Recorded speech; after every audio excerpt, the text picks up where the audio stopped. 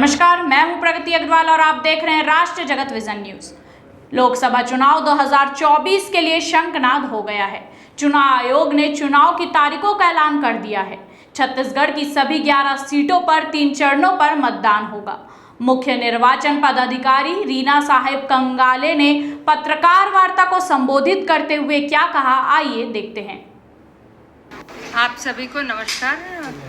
जैसे कि आपको विदित है, भारत निर्वाचन आयोग के द्वारा देश के सभी लोकसभा क्षेत्रों के लिए निर्वाचन कार्यक्रम की घोषणा कर दी गई है और 16 मार्च 24 को 3 बजे जो है इस घोषणा के साथ ही छत्तीसगढ़ राज्य में सभी 11 लोकसभा क्षेत्रों में आदर्श आचरण संहिता प्रभावशील हो गई है। राज्य में मैं आपको बताना चाहूँगी कि जो लोकसभा के संबंध में तैयारियां हैं वो पूर्ण हो चुकी है। राज्य के 11 लोकसभा क्षेत्रों में से 6 जो लोकसभा सीट है वो अनारक्षित है, 4 सीटें अनुसूचित जनजाति वर्ग के लिए आरक्षित है और 1 सीट जो है अनुसूचित जाति वर्ग के लिए आरक्षित है।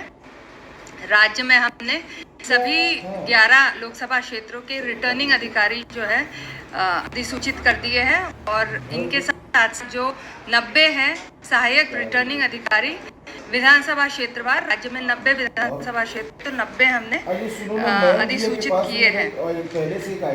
निर्वाचन कार्यक्रम जो है हमारा लोकसभा के लिए 3 चरणों में प्रदेश में होगा और सबसे प्रथम चरण जो है उसमें अधिसूचना के प्रकाशन के साथ ही हम नाम निर्देशन पत्र लेना प्रारंभ करेंगे। जो प्रथम चरण है वो 20 मार्च से वहाँ पर अधिसूचना का प्रकाशन और नामांकन दाखिल की प्रक्रिया प्रारंभ होगी और मतदान जो है 19 अप्रैल को होगा। इसमें जो है एक विधानसभा क्षेत्र बस्तर शामिल है, एक लोकसभा क्षेत्र बस्तर शामिल है। जो द्वितीय है वो 28 मार्च जो है नाम निर्देशन पत्र लेने की प्रक्रिया होगी और मतदान की तिथि जो है 26 अप्रैल है। इसमें जो है 3 लोकसभा क्षेत्र शामिल है, राजनांदगांव, महासमुंद और कांकेर। तृतीय चरण जो है वो 12 अप्रैल से नाम निर्देशन पत्र लेना प्रारंभ होगा और इसकी मतदान की तिथि जो है 7 मई है। इसमें जो है शेष 7 लोकसभा क्षेत्र सरगुजा, रायगढ़, जांजगीर चांपा, कोरबा, बिलासपुर, दुर्ग और रायपुर ऐसे शामिल है। जो हमारी निर्वाचक नामावली है वो अंतिम रूप से हमने 8 फरवरी 2024 को जो है प्रकाशित की थी और इसके संबंध में हमने सभी मान्यता प्राप्त राजनीतिक दलों को जो है 2 प्रतियां इस अंतिम रूप से प्रकाशित मतदाता सूची की उपलब्ध करा दी है। हमारे राज्य में जो है आप सभी इससे वाकिफ़ है कि 11 लोकसभा क्षेत्रों में से जो 8 लोकसभा क्षेत्र है वहाँ पर महिला मतदाताओं की संख्या पुरुषों से अधिक है और 90 विधानसभा क्षेत्रों में से जो है 61 ऐसे विधानसभा क्षेत्र हैं जहाँ महिला मतदाताओं की संख्या पुरुषों से अधिक है।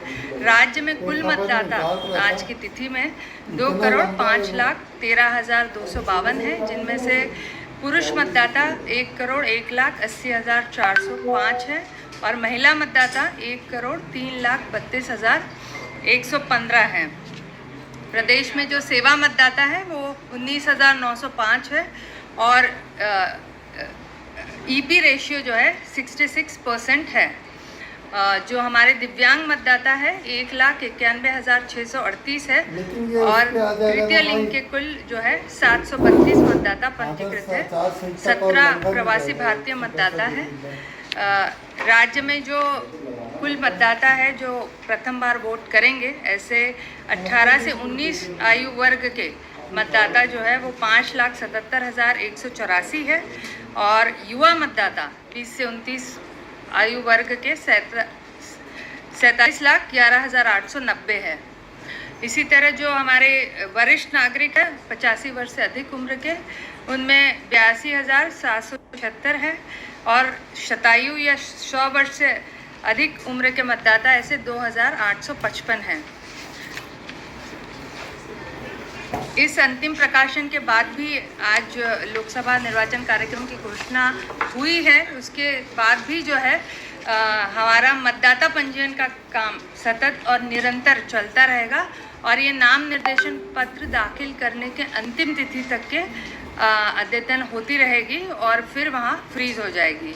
तो विगत लोकसभा निर्वाचन 2019 से जो मतदाता की संख्या है वह लगभग 15,14,000 यानी कि 7.96% जो है ये वृद्धि हुई है और विगत अभी विधानसभा निर्वाचन से मतदाता की संख्या में लगभग 1,20,000 की बढ़ोतरी हुई है। जहाँ तक मतदान केंद्रों का सवाल है, सभी मतदान केंद्रों में हमने जो छाया है, पेयजल है, विद्युत है, इसकी और रैंप है, इसकी मूलभूत और शौचालय व्यवस्था कर दी है। राज्य में कुल मतदान केंद्र जो है 24,109 रहेंगे और साथ में हमने इस बार जो है जो विधानसभा में नहीं था वो 120 ऑक्सिलरी या सहायक मतदान केंद्र भी बढ़ा दिए हैं। तो कुल मतदान केंद्रों की संख्या में इजाफा हुआ है और अब 24,229 हो गए हैं। आयोग के निर्देशानुसार प्रत्येक मतदान केंद्र में हम जो है मतदान सहायता बूथ यानी कि वोटर असिस्टेंस बूथ भी हम सेटअप करेंगे। राज्य में लोकसभा क्षेत्रों के प्रत्येक विधानसभा क्षेत्र के अंतर्गत जो है 10-10 संगवारी या पूर्ण रूप से महिलाओं के द्वारा संचालित ऐसे मतदान केंद्र भी रहेंगे। तो राज्य में कुल ऐसे मतदान केंद्र 900 होंगे। इसके साथ ही 450 आदर्श मतदान केंद्र रहेंगे जहां पर हम लोगों ने व्यवस्था की है कि जो पूरा वोटिंग एक्सपीरियंस है वो काफ़ी डिलाइटफुल, काफ़ी सुगम और सहज रहे सभी मतदाताओं के लिए। 90 ऐसे हमारे पोलिंग बूथ रहेंगे जहां पर कि पूर्ण रूप से दिव्यांगजनों के द्वारा वो मतदान दल रहेगा संचालित और 90 यूथ यानी कि युवा मतदाता युवा जो हमारे मतदान कर्मी हैं उनके द्वारा संचालित मतदान केंद्र रहेंगे। सभी मतदान केंद्रों में वरिष्ठ जनों और बुजुर्गों के लिए और दिव्यांग मतदाताओं की सहायता के लिए हमने मतदान मित्रों की भी आवश्यक व्यवस्था और दिव्यांग रथ की आवश्यक व्यवस्था की है और सभी मतदान केंद्रों में जो अधिकतम मतदाताओं की संख्या है वो 1500 रखी गई है। अब डाक मतपत्र की व्यवस्था विधानसभा में आपने देखी कि होम वोटिंग भी हमने करवाया है और इसका भी अच्छा खासा जो है हमें प्रतिसाद मिला है। इस बार एक छोटा सा संशोधन जो हुआ है कि वरिष्ठ नागरिकों जो कि एलिजिबल रहेंगे, पात्रता जिनकी रहेगी घर से वोटिंग करने की, वो 80 से 85 वर्ष बढ़ा दिया गया है। इसके साथ साथ जो 40% से अधिक दिव्यांगता वाले दिव्यांगजन हैं, 40 अथवा 40 से अधिक, और कोविड-19 के संदिग्ध संक्रमित मतदाता, ऐसे सभी को जो है प्रारूप 12 में अपने आवेदन करने हैं निर्वाचन की अधिसूचना के 5 दिवस के अंदर और इसको रिटर्निंग अधिकारी को प्रस्तुत करने हैं। हमारे जो 11 रिटर्निंग अधिकारी है और आवेदन प्रस्तुत करने के साथ ही जो है पूरी व्यवस्था हमारे जो मतदान दल है विशेष रूप से बनाए जाएंगे।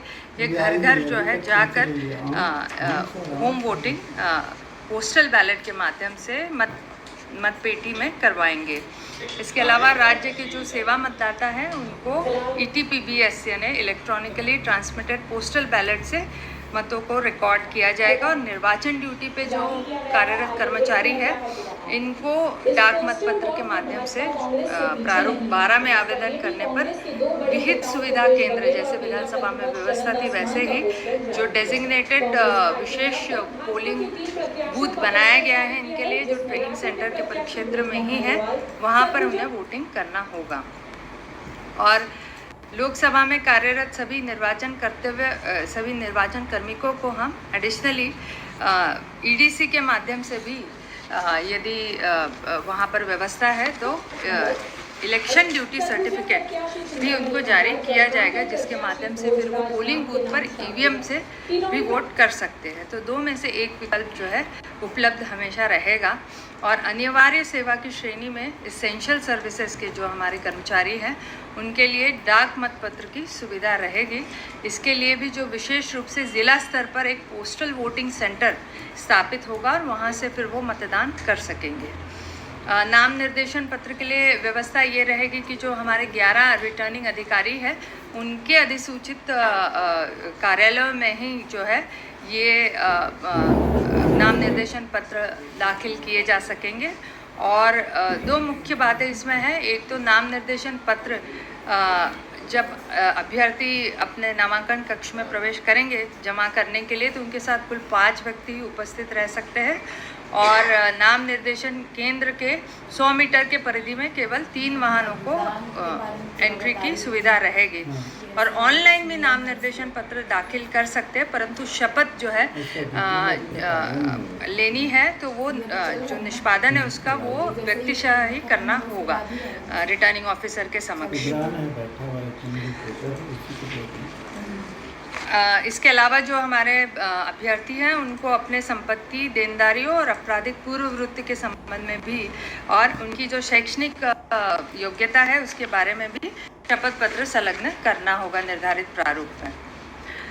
जहाँ तक प्रचार प्रसार की बात है, राज्य में बृहद जो है स्वीप अभियान कार्यक्रम संचालित है जन जागरूकता के लिए मतदाताओं के बीच में, और इलेक्ट्रॉनिक और प्रिंट मीडिया के माध्यम से मैं सभी मतदाताओं से अपील करना चाहूँगी कि निर्भीक होकर निष्पक्ष रूप से स्वतंत्र अपना मताधिकार का प्रयोग अवश्य रूप से आप करें। सभी मान्यता प्राप्त राजनीतिक दलों को जो है वो भी मेरी अपील रहेगी कि सभी मतदाताओं के बीच में इस जन जागरण कार्यक्रम को आप संचालित करें, चलाएं और अधिक से अधिक जो है मतदान का प्रतिशत बढ़ाएं। जहाँ तक आदर्श आचार संहिता के प्रभावशील होने का विषय है, तो सबसे पहले तो संपत्ति विरूपण के संबंध में जो 24 घंटे में सभी शासकीय भवनों से और 48 घंटों में सार्वजनिक संपत्तियों से और 72 घंटे में निजी संपत्तियों से जो विरूपण हटाने की कार्रवाई है वो प्रारंभ हो गई है। और सभी जगह से जो है वो जो छोटे छोटे उड़न दस्ते बनाए गए हैं इनके माध्यम से जो है ये कार्रवाई की जा रही है। इसके अलावा आधिकारिक रूप से जितने भी शासकीय वाहन हैं उनका उपयोग पूर्णतः प्रतिबंधित रहेगा। किसी भी प्रकार के राजनीतिक गतिविधि या प्रचार प्रसार में सरकारी खर्चे पर विज्ञापन पर पूर्णतः रोक रहेगी और आयोग के निर्देश अनुसार चुनाव के दौरान सरकारी खर्चों पर समाचार पत्रों या अन्य किसी मीडिया या आधिकारिक मीडिया में प्रचार प्रसार, विज्ञापन, राजनीतिक समाचारों के पक्षपातपूर्ण प्रकाशन प्रसारण और सरकारी उपलब्धियों के प्रचार नहीं किया जाएगा और शासकीय खर्चे पर लगाए गए सभी होर्डिंग्स को तत्काल हटवाया जाएगा। चुनाव प्रचार के लिए जो वाहनों की अनुमति है वो आयोग के द्वारा सीईओ कार्यालय स्तर पर और डीईओ कार्यालय स्तर पर दी जाएगी और कोई भी वाहन जो कि चुनाव प्रचार में लगा है वो बिना अनुमति या बिना व्हीकल परमिट के संचालित नहीं रहेगा। जो भी वाहन बिना परमिट के, जो कि वाहन में उसके विंडशील्ड पर चस्पा रहेगा, यदि नहीं रहता है तो उसको तत्काल जब्त करने की कार्रवाई करेंगे। तो जहाँ तक अभ्यर्थियों का सवाल है, उनको मतदान दिवस छोड़कर सभी समय जो है वाहनों की संख्या पर कोई भी सीमा नहीं है। तो हम जितने वो वाहन चाहते हैं उसका व्हीकल परमिट अवश्य रूप से देंगे। मतदान दिवस पर मात्र ये लिमिट तय की गई है कि अभ्यर्थी को एक, उसके अभिकर्ता को एक और जो कार्यकर्ता है उनको विधानसभा वार जो है एक एक वाहन दिया जाएगा। तो मान लीजिए कोई लोकसभा क्षेत्र में 8 विधानसभाएं हैं तो 8 वाहन अभ्यर्थी और अभिकर्ता का एक एक, ऐसे 10 कुल वाहनों की हम अनुमति देंगे। सरकारी वाहनों के उपयोग किसी भी प्रकार से चुनाव प्रचार प्रसार में नहीं होगा। इस पर कड़ी दंडात्मक कार्रवाई होगी यदि ऐसा होता है तो। जहाँ तक वीडियो वैन्स है, स्टार प्रचारकों के लिए वाहन है, मान्यता प्राप्त राजनीतिक दलों के राज्य स्तर पर पदाधिकारी है उनके वाहन है जो कि अधिकतम 3 और राजनीतिक दलों के प्रचार सामग्री के वितरण के लिए पूरे राज्य हेतु 4 वाहन प्रत्येक राजनीतिक दल के लिए रहेगा। तो इस तरीके की सभी वीडियो वाहन और ये सभी प्रकार के वाहनों का जो अनुमति है वो सीईओ कार्यालय से प्राप्त होगा। और जहाँ तक हेलीकॉप्टर और वायुयान की अनुमति है तो इसके लिए जिला निर्वाचन अधिकारी अपने क्षेत्र के अंतर्गत इसमें परमिट देने के लिए और एनओसी जारी करने के लिए सक्षम प्राधिकारी रहेंगे। सभाओं के लिए जो है जिला निर्वाचन अधिकारी के द्वारा पहले आओ पहले पाओ इस सिद्धांत के आधार पर जो है अनुमतियां दी जाएगी और रैलियों के लिए और रोड शो के लिए भी जो है इसी प्रकार की अनुमतियां रहेंगी। अधिकतम 10 वाहनों की मतलब अधिकतम 10 वाहन रोड शो के लिए रख सकते हैं। उससे अधिक यदि वाहन होते हैं तो फिर हर 10 वाहनों को टुकड़ियों में बांटा जाएगा और 100 मीटर का इनका दूरी की जाएगी। और सर्वोच्च न्यायालय के निर्देशों के अधीन जो है लाउड स्पीकर के उपयोग रात को 10 बजे से 6 बजे के बीच में टोटली प्रतिबंधित रहेगा। और जो अस्थायी प्रचार कार्यालय है हमारे राजनीतिक दलों के और अभ्यर्थियों के, उनके संदर्भ में भी जो निर्देश ये है कि कोई भी धार्मिक भवन को नहीं किया जाएगा। मतदान केंद्र के 100 मीटर तक अस्थायी प्रचार स्थापित नहीं। शैक्षणिक संस्थाओं या अस्पतालों के भवनों में भी जो है अस्थायी प्रचार कार्यालय संचालित नहीं हो सकते। किसी प्रकार के शासकीय भवन में भी ये संचालित नहीं हो सकते हैं। अब एक्सपेंडिचर मॉनिटरिंग की बात करते हैं तो 95 लाख लोकसभा क्षेत्र जो है वो अधिकतम की सीमा रहेगी और निर्वाचन अभ्यर्थी घोषणा होती है, उसका नाम निर्देशन पत्र होता है तो शेड्यूल बैंक में अपना पृथक बैंक खाता खोलना होगा और उसके बाद जो है अपने जितने व्यय है वो इसी बैंक अकाउंट से उसको व्यय करना होगा। और परिणाम की घोषणा तक जो है उसको 3 बार इसको हमारे जो व्यय प्रेक्षक है, जिला निर्वाचन अधिकारी है, इनके समक्ष में अपने व्यय लेखा को जो है निरीक्षण के लिए प्रस्तुत करना होगा। परिणाम घोषणा के 30 दिवस के भीतर अभ्यर्थी को अपने संपूर्ण लेखा विवरण को जिला निर्वाचन अधिकारी के समक्ष प्रस्तुत करना होगा। यदि नहीं करते तो फिर 3 साल के लिए वो अयोग्य घोषित किए जा सकते हैं। इसी तरह आपराधिक पूर्ववृत्ति यदि किसी अभ्यर्थी का है तो निर्धारित प्रारूप में नाम वापसी के पश्चात मतदान दिवस के 2 दिवस पूर्व तक 3 बार समाचार पत्र एवं टेलीविज़न में उसके आपराधिक मामलों के विषय में उसे प्रकाशन या प्रसारण करना होगा। और ऐसे नाम वापसी के अंतिम दिन में जो प्रकाशन करना होगा ये 3 बार करना होगा।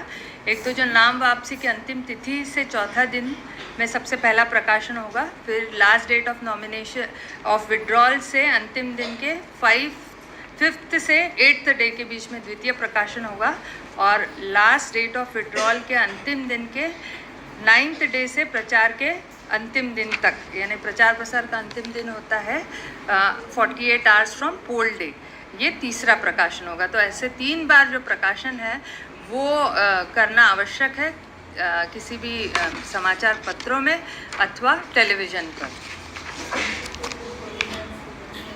अपने जो सोशल मीडिया अकाउंट है उसमें भी मान्यता प्राप्त राजनीतिक पार्टी को भी यदि कोई इस तरह के अभ्यर्थी को वो खड़ा करते हैं तो इसके बारे में प्रकाशन करना अनिवार्य है माननीय उच्चतम न्यायालय के निर्देशों के अधीन। जहाँ तक मीडिया प्रमाणन और निगरानी समिति की बात है तो लोकसभा में ये व्यवस्था विधानसभा से थोड़ी पृथक रहेगी। वो इस तरह से कि जितना भी मीडिया सर्टिफिकेशन है जो इलेक्ट्रॉनिक मीडिया में हम करते हैं, जिसमें कि TV channel, cable TV, radio, e समाचार पत्र, बल्क SMS, वॉइस मैसेज और सोशल मीडिया, वेब पेजेस, ये सभी में जो है प्री सर्टिफिकेशन का काम केवल लोकसभा क्षेत्र के रिटर्निंग ऑफिसर के स्तर पर जो MCMC कमेटी गठित है उसके द्वारा किया जाएगा। बाकी जितने पेड न्यूज़ की शिकायतें हैं या जो भी हमारे मीडिया मॉनिटरिंग से संबंधित भ्रामक फेक न्यूज़ के बारे में मॉनिटरिंग है वो ज़िला स्तर पर कायम रहेगी। जो प्रिंट मीडिया में प्रमाणन या प्री सर्टिफिकेशन होता है 48 आवर्स पहले, वो भी जो लोकसभा निर्वाचन क्षेत्र रिटर्निंग ऑफिसर स्तर पर जो MCMC कमेटी स्थापित है उसी के माध्यम से होगा, न कि ज़िला स्तर पर होगा। निर्वाचन संबंधी किसी भी विज्ञापन, पोस्टर, पर्चे या किसी अन्य अभिलेख पर उसके प्रकाशक एवं प्रिंटर का नाम, पता एवं मुद्रित संख्या का उल्लेख होना आवश्यक है। राज्य में जो लोकसभा निर्वाचन में वोटिंग होगी वो EVMs के माध्यम से होगी और राज्य में पर्याप्त संख्या में हमने EVMs और VVPAT जो है वो उनका फर्स्ट लेवल चेकिंग हमने कर लिया है और स्टॉकिंग कर लिया है। इसके बाद जो है वो निर्वाचन लड़ने वाले अभ्यर्थी की घोषणा होने के तत्काल बाद ईवीएम की कमीशनिंग सभी अभ्यर्थियों की उपस्थिति में होगी। और मेरी अपील सभी राजनीतिक दलों से रहेगी कि उनके जो अभ्यर्थी हैं निर्वाचन लड़ने वाले, उनके बीच में ये जो ईवीएम की प्रचलन प्रणाली है उससे वो प्रोत्साहित करे, वो अवगत हो, ताकि ईवीएम की निष्पक्ष कार्य प्रणाली के प्रति वो संतुष्ट हो सके। और मतदान हेतु ईवीएम मशीन तैयार करते समय भी जो रैंडम रूप से चयनित ईवीएम मशीनों पर अभ्यर्थी की उपस्थिति में मॉक पोल अवश्य रूप से कराया जाएगा, और जिसमें भी वो मैं अपील करना चाहूँगी कि उनकी उपस्थिति रहेगी तो और आपका जो उस पर कॉन्फिडेंस जो है बेहतर रहेगा। जहाँ तक आईटी एप्लीकेशंस और मतदाताओं के लिए निष्पक्ष चुनाव और चुनाव से संबंधित प्रलोभन अथवा किसी भी प्रकार की शिकायतों की बात है, तो आयोग ने सी विजिल नामक ऐप लॉन्च किया है और इसको अब और सुदृढ़ किया गया है। सी विजिल ऐप में जितने भी नागरिक हैं वो आचार संहिता उल्लंघन के मामलों की शिकायत के फोटोग्राफ्स अथवा वीडियो अपलोड कर सकते हैं। ऑडियो भी कोई फाइल है तो उसे अपलोड कर सकते हैं, यदि गोपनीय रूप से अपलोड करना चाहे तो भी कर सकते हैं। आयोग इन सभी मामलों में प्रतिबद्ध है कि 100 मिनट के अंदर जो है इन मामलों का वो अपने उड़नदस्तों और मजिस्ट्रेट्स के माध्यम से तत्काल निराकरण करें। मैं बताना चाहूँगी विधानसभा में लगभग 5,690 ऐसे सी विजिल एप्लीकेशंस के माध्यम से शिकायतें प्राप्त हुई थी और हमने सभी का संतोषपूर्ण निपटारा या निष्पादन हमने किया है। इसके अलावा सुविधा ऐप है जो सभी कैंडिडेट्स के लिए, जिस व्हीकल परमिशन हो, चाहे रैली और सभा हो, चाहे वो अपना नाम निर्देशन पत्र ऑनलाइन या कोई एफिडेविट अपलोड करना चाहते हैं, एफिडेविट में संशोधन अपलोड करना चाहते हैं तो कर सकते हैं। और वोटर हेल्पलाइन ऐप है, हमारा वोटर सर्विस पोर्टल है। कोई भी मतदाता अपने नाम की जांच करना चाहता है या अपने मतदाता पंजीयन से संबंधित कोई भी सुविधा को अवेल करना चाहता है तो इस्तेमाल कर सकते हैं। नेशनल ग्रीवेंस पोर्टल ऐप है, वोटर टर्नआउट ऐप है, नो योर कैंडिडेट ऐप है, सक्षम ऐप है दिव्यांग मतदाताओं के लिए जो अपने दिव्यांगता का मार्किंग और जो पोलिंग डे पर दिव्यांग मतदाता व्हीलचेयर यदि अवेल करना चाहते हैं या दिव्यांग रथ बुक करना चाहते हैं तो वो कर सकते हैं। इलेक्शन सीजर मैनेजमेंट ऐप है। राज्य में जितने हमारे 1800 से अधिक स्टैटिक और उड़न दस्ते हैं वो सभी जो है इस ऐप पर अपलोडेड है। तो आयकर विभाग है, पुलिस है, जीएसटी है, सभी एनफोर्समेंट एजेंसीज को इसकी ट्रेनिंग हमने दिलाई है और हमने लगभग 77 करोड़ का सीजर विधानसभा में किया था जो कि 1100% अधिक था पिछले विधानसभा चुनाव से। और इस बार भी जो है कड़ाई से जो है एनफोर्समेंट लागू किया जाएगा। ये सभी हमारे जो आईटी एप्लीकेशंस थे उसके बारे में जानकारी थी। राज्य में जो है आगामी लोकसभा निर्वाचन में अपील सभी मतदाताओं से रहेगी कि आप आए और अपने मताधिकार का प्रयोग अवश्य रूप से करें। ये नक्सल प्रभावित क्षेत्र में 100% मतदान कराने के लिए आयोग की ओर से किस तरह से व्यवस्थाएं कराई जाएगी, क्योंकि घर से ज़्यादातर मतदाता नक्सल प्रभावित क्षेत्र में नहीं है। तो नक्सल प्रभावित क्षेत्रों के लिए सबसे पहले तो हमारा जो केंद्रीय सुरक्षा बल है उसका अत्यधिक डिप्लॉयमेंट हम करते हैं। जो नक्सल प्रभावित क्षेत्र में मुख्य रूप से जो लोकसभा क्षेत्र बस्ती है उसकी विधानसभा आती है, इसको फर्स्ट फेज़ में लिया गया है और इसके लिए पूरी तैयारी हमने की है। जो डिप्लॉयमेंट प्लान है, सिक्योरिटी डिप्लॉयमेंट प्लान, वो इस तरीके से रखा गया है कि कैंडिडेट्स और अभ्यर्थी की सुरक्षा और मतदाताओं की सुरक्षा पुख्ता और कड़ी रहे। इसके अलावा हमने जो पिछले बार भी किया था, जो विगत लोकसभाओं में 450 से भी ज़्यादा मतदान शिफ्टिंग किया जाता था पोलिंग स्टेशंस का, तो इसको हमने इस बार बहुत न्यूनतम रखा है। इनकी संख्या जो है 150 से भी कम है इस बार। इसके अलावा हमारे जो मतदाता में जन जागरण का कार्यक्रम है सुकमा में, दंतेवाड़ा में और पूरे बस्तर संभाग में, वो काफ़ी पुरजोर हम चलाएंगे और इस 1-1.5 माह में हम कोशिश करेंगे कि अधिक से अधिक मतदान क्षेत्र में हो। ये जो कैंडिडेट्स होंगे सुरक्षा के लिए भी कुछ हाँ, उसका सुरक्षा के लिए टोटल ब्रीफिंग जो है वो आईजी जो है वहाँ के वो देंगे। और वैसे सामान्य क्षेत्रों में हम लोग एक पीएसओ तो देते ही है, लेकिन नक्सल प्रभावित क्षेत्रों में इसको बढ़ा दिया जाता है और वो बेसिकली सिक्योरिटी जो हमारे एसपी स्टेट पुलिस नोडल अफसर उनकी सिक्योरिटी डिटेलिंग करते थ्रेट को देखते हुए ये ज़रूरी रहेगा कि 3 दिवस पूर्व किसी भी हालत में वो अपना जो कैंपेनिंग प्लान है या कैंपेनिंग रूट है वो शेयर कर दे, हमें सूचित करे कि वो कहाँ कहाँ जाएंगे। उसके आधार पर रोड ओपनिंग भी होगा और उसके साथ साथ जो सिक्योरिटी डिटेलिंग है उनकी वो की जाएगी। पिछले बार जिन खिलाफ शिकायतें थी उन अधिकारियों को हटा दिया गया, कलेक्टर एसपी तक की शिकायत मिली थी, बीजापुर में खास तौर से, और वहाँ प्रचार के लिए जा नहीं पा रहे थे, कैंडिडेट तक नहीं जा पा रहे थे, सीधे आरोप लगा। वैसे अधिकारियों को चिन्हित करके हटाएं। जो हमें आयोग से निर्देश मिले हैं उन निर्देशों के अनुरूप जो दिसंबर में ट्रांसफ़र पॉलिसी जारी हुई थी उसके अनुरूप जो डीजीपी है इन्होंने अपना 15 फरवरी को जो है वो सर्टिफिकेट दे दिया है कि उसका कंप्लायंस कर लिया है। तो ऐसे सभी अधिकारी जिनके विरुद्ध में शिकायतें थी और सही पाई गई थी, इनको चुनाव कार्य से पृथक कर दिया गया है। मैडम, ये प्रदेश में कितने संवेदनशील, अति संवेदनशील बूथ हैं और उसके लिए क्या अतिरिक्त व्यवस्थाएं की गई है, बताइए। तो प्रदेश में जो है वो एक कैटेगरी होती है वल्नरेबल बूथ। तो वल्नरेबल के श्रेणी में जो विधानसभा में थे 109 बूथ थे, इस बार भी वो 109 बूथ है। और क्रिटिकल जो है वो विधानसभा में 1670 मतदान केंद्र थे, अब वो बढ़कर जो है 1726 हो गए हैं। तो इस तरह से जो है राज्य में कुल 1800 मतदान केंद्र हैं जो कि क्रिटिकल और वल्नरेबल के श्रेणी में आते हैं। इन सभी मतदान केंद्रों में खैर जो पुलिस व्यवस्था है वो 1 सेक्शन प्लस जो है डिप्लॉयमेंट यहाँ पर रहता ही है। इसके अलावा भी जो हमारा पेट्रोलिंग पार्टी है वो पेट्रोलिंग पार्टी भी सतत इनकी जो है लॉ एंड ऑर्डर सिचुएशन को एनालाइज करते रहती है और रीइंफोर्समेंट जब भी हमें लगता है इन क्षेत्रों में तो हम देते हैं।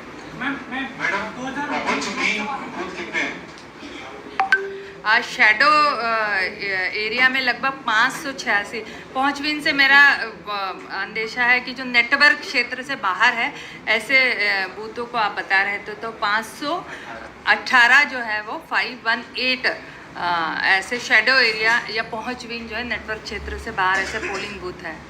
जी आप बताएं। 2019 लोकसभा चुनाव प्रचार के दौरान तत्कालीन दंतेवाड़ा विधायक हेमा मंडावी की मौत हुई थी। प्रचार दौरान कितनी फोर्स से इस बार तैनात रहेंगे मैम इस तरह की घटनाओं को रोकने, क्योंकि बड़ा घटना उस समय निकल कर सामने आया है। कितनी कंपनियां तैनात? नहीं, पर्याप्त सुरक्षा बल जो है जो हमें विधानसभा में मिला था वही पर्याप्त सुरक्षा बल। इस बार आपने देखा है कि विधानसभा में तो एक ही फेज़ में हमने पूरे जो है 20 विधानसभा क्षेत्रों को निपटाया था, चुनाव संपादित किए थे, लेकिन इस बार जो है वो 2 फेज़ में बढ़ गए हैं। सो कांकेर विधानसभा हो गया और महासमुंद हो गया और राजनांदगांव है, ये अगले फेज़ में है। तो हमारे पास पर्याप्त सुरक्षा बल है और मेरे ख्याल से हम विश्वस्त है कि इस तरह की कोई भी अप्रिय घटना नहीं होगी।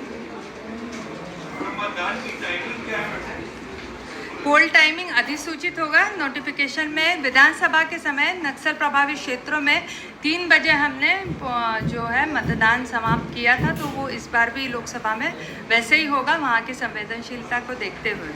और बाकी शेष जगह पे सामान्य रूप से अभी अधिसूचना जारी होगी। फिलहाल के लिए इतना ही। ऐसे ही ताज़ा तरीन खबरों से जुड़े रहने के लिए देखते रहिए राष्ट्रीय जगत विजन न्यूज़। हमारे चैनल को लाइक करें, सब्सक्राइब करें, नोटिफिकेशन के लिए बेल आइकन दबाना ना भूलें। नमस्कार।